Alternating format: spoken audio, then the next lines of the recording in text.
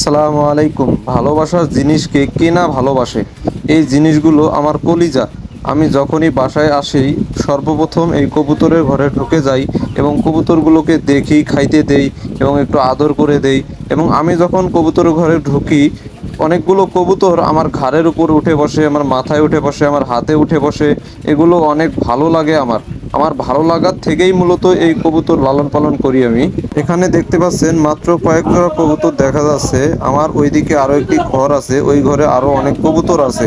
আমার মোট 50 থেকে 60 জোড়া কবুতর আছে বাসায়। তো সেগুলো একবারে দেখানো সম্ভব হলো না, আস্তে আস্তে আমি আপনাদের দেখাবো। তো এখন যে দেখতে পাচ্ছেন কবুতরগুলো, এখানে অনেক জাতের কবুতর আছে। বিশেষ করে মুখ্যি জাতের কবুতর এবং ঘিয়াচুল্লি জাতের কবুতর, এই কবুতর দুই জোড়াই আমার কাছে বেশি আছে। তারপরে চিলা আছে, গিরিবাজ আছে, রেসার আছে, শার্টিন আছে, তারপরে সিরাজি আছে। বিভিন্ন জাতের কবুতর আমার কাছে আছে। তো আমি যখন হাটে যাই, যখন ভালো লাগে কবুতর, সেই কবুতরগুলোই আমি কিনে এই ঘরের মধ্যে এনে রেখে দিই। আমি লাভ লস হিসাব করি না, কারণ সব থেকেই যেহেতু এটা করি। আর কবুতর পালাটা এখন নেশায় পরিণত হয়ে গেছে। এই কবুতর ছাড়া এক সেকেন্ডও ভালো লাগে না। তো নতুন নতুন জাতের কবুতর সংগ্রহ করার চেষ্টা করি আমি।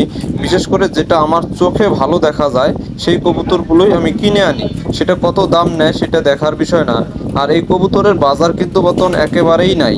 এই বাচ্চাগুলো 200-300 টাকা করে বিক্রি করা লাগে। তাও দেখা যায় যে শখ থেকেই এই কবুতর লালন পালন করার কারণে নিজের ক্যাশ থেকেও কিছু টাকা এদেরকে খাওয়াতে হয়। এরা যে বাচ্চা দেয়, এই বাচ্চা দিয়ে এদের খাবার খরচও হয় না। কারণ 1 কেজি গম কেনা লাগে 50 টাকা, 1 কেজি ভুট্টা কেনা লাগে 50 টাকা, আরও বিভিন্ন জিনিস আছে, সেই জিনিসগুলো দিয়ে মিক্সার করে কবুতরকে খেতে দিতে হয়।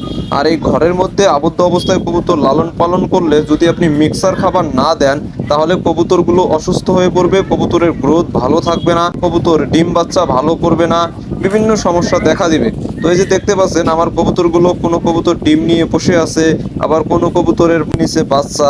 এই যে দেখতে পাচ্ছেন এই গিরিবাজ কবুতরটা একজোড়া ডিম নিয়ে বসে আছে। এই যে ঘিয়াচুল্লি কবুতরটা একজোড়া ডিম নিয়ে বসে আছে। তারপরে এই যে উপরে একজোড়া কবুতর, এটাও গিরিবাজ, ডিম নিয়ে বসে আছে। তারপরে এই যে একজোড়া কবুতর দেখতে পাচ্ছেন, এটা ঘিয়াচুল্লির বাচ্চা। তো বিভিন্ন জাতের কবুতর। এখন মুখী কবুতরগুলো যে আমি জোড়া দিয়েছি, তো মুখী কবুতরগুলো কিন্তু এখনো বাচ্চা দেয়নি, নতুন এনেছি এখানে। ডিম বাচ্চা করতে একটু সময় লাগবে। তো এই ছিল আজকের ভিডিও। আপনারা সবাই ভালো থাকবেন। আল্লাহ হাফেজ।